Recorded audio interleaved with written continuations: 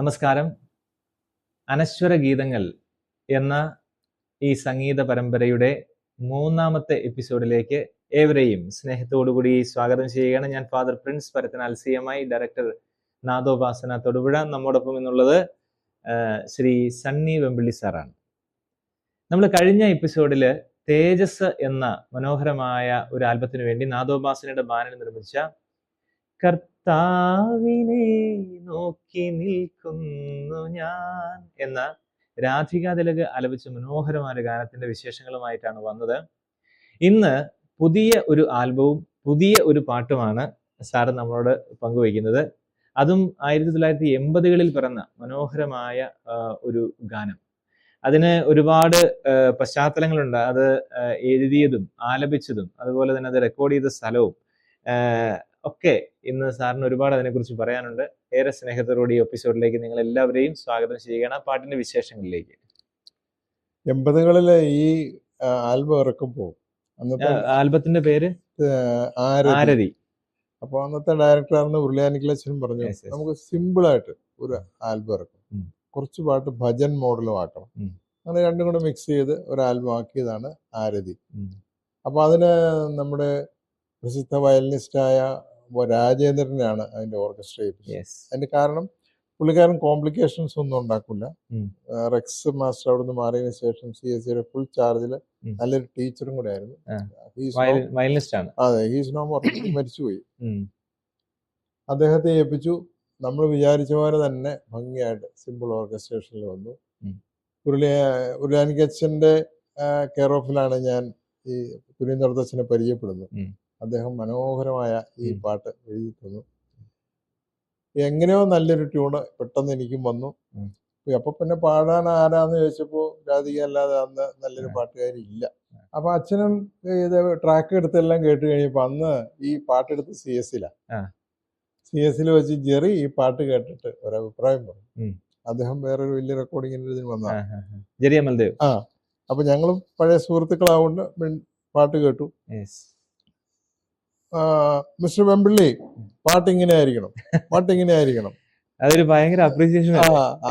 എന്നാ മാസ്റ്റർ പറഞ്ഞു, മനുഷ്യനെ ബുദ്ധിമുട്ടിപ്പിക്കരുത്. ഇപ്പൊ പല്ലവി 4 വരി തന്നെ വിഷമിച്ച ആൾക്കാർ പഠിക്കുന്നു. അനുപല്ലവി അതിലും കോംപ്ലിക്കേഷൻ ആക്കുമ്പോ ഇത് ആൾക്കാരെ പഠിക്കാൻ ബുദ്ധിമുട്ട്. പല്ലവിയിൽ തന്നെ 2 വരി അനുപല്ലവിയുടെ ചേർത്ത് എഴുതിയാൽ ആൾക്കാർക്ക് ഓർത്തിരിക്കാം, എളുപ്പമായിരിക്കാം. You have done it properly okay എന്ന് പറഞ്ഞ് പുള്ളി കൺസോളിൽ നിന്ന് ഇറങ്ങിപ്പോയി. അപ്പൊ ഞാനത് ഓർക്കുവായത്. ഇതിന്റെ രണ്ടാമത്തെ 2 പല്ലവികളിലും പിന്നെ ഈ അനുപല്ലവികളിലെ ആവർത്തനം ഇങ്ങനെ വന്നുകൊണ്ടിരിക്കുക. അപ്പൊ അതൊന്ന് വളരെ സിമ്പിളാ, പാടാനും വളരെ എളുപ്പമാണ്. നമുക്ക് ഈ പാട്ടൊന്ന് കേട്ടു നോക്കാം. കാണുന്നു ദൈവമൻ ചിത്തം, കേൾക്കുന്ന ദൈവമൻ ശബ്ദം. അപ്പൊ അതൊരു എന്ത് ഒക്കേഷന് വേണ്ടിയിട്ടായിരുന്നു അത്?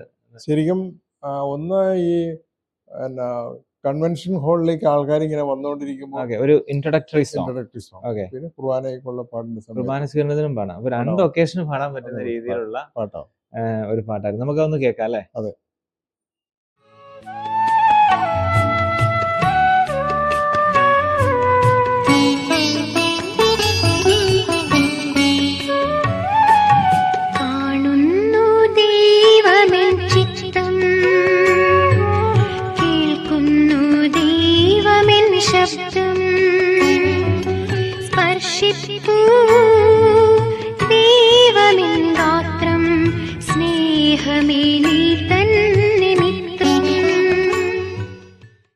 മനോഹരമായ ഗാനം അല്ലെ?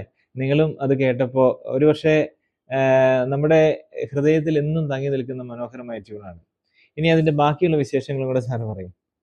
രാധിക അന്നത്തെ ഏറ്റവും നന്നായി ക്രിസ്ത്യൻ ഡിവോഷനിൽ കത്തി നിൽക്കുന്ന കാലമാണ്. പക്ഷെ നമുക്ക് വേറെ ആളെ സബ്സ്റ്റിറ്റ്യൂട്ട് ചെയ്യാനില്ല. കാരണം ചിത്രയൊന്നും നമുക്ക് നമ്മുടെ റേഞ്ചിൽ വരുന്ന ആളല്ല.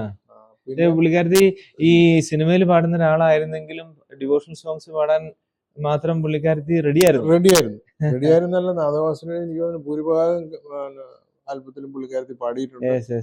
അത് തന്നെയല്ല, അവര് വളരെ കാരണം ഇപ്പൊ ഈ ഫിലിമിലൊക്കെ പാടി കഴിഞ്ഞാല് പിന്നെ നമുക്ക് അവരെ കിട്ടത്തില്ല, വേറെ ലെവലായി പോകുമല്ലോ. നമ്മുടെ തൃക്കൈകളിൽ മുതൽ അങ്ങനെ പറഞ്ഞ ഒരുപാട് പാട്ടുകൾ പാടിയിട്ടുണ്ട്. പാടിയിട്ടുണ്ട്. അത് തന്നെയല്ല പുള്ളിക്കാരന് റീസണബിൾ ആയിട്ടുള്ള റെമ്യൂണറേഷൻ വാങ്ങിക്കോളൂ.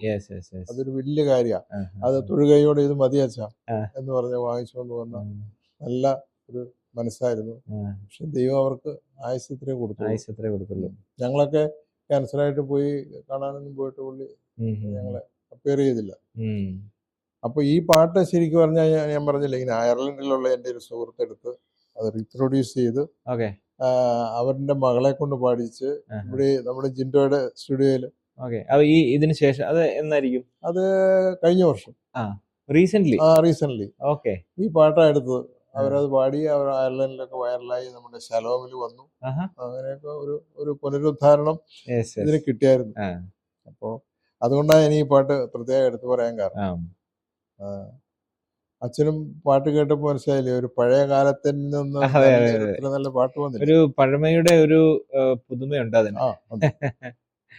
അപ്പോ മനോഹരമായൊരു ഗാനം, അതിന്റെ വിശേഷങ്ങൾ നമ്മളോട് പങ്കുവെച്ച സണ്ണി സാറിന് ഒരുപാട് നന്ദി. ഇതുപോലെ ഒരുപക്ഷെ നിങ്ങൾ ആരും കേട്ടിട്ടില്ലാത്ത ഒരുപാട് ഗാനങ്ങൾ നാദോപാസനയുടെ ഷെൽഫുകളിൽ ഉറങ്ങുന്നുണ്ട്. അതെല്ലാം നിങ്ങളുടെ അടുത്തേക്ക് ഞങ്ങൾ കൊണ്ടുവരും.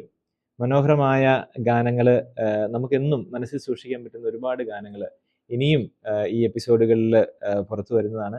ഏറെ സ്നേഹത്തോടുകൂടി ഇന്നും നമ്മളോടൊപ്പം ഈ ഒരു ഗാനത്തിന്റെ വിശേഷങ്ങൾ പങ്കുവെച്ച സണ്ണി സാറിന് നന്ദി പറഞ്ഞുകൊണ്ട് മറ്റൊരു എപ്പിസോഡിലേക്ക് നിങ്ങളെ ഏറെ ക്ഷണിച്ചുകൊണ്ടും നിർത്തുന്നു. നന്ദി.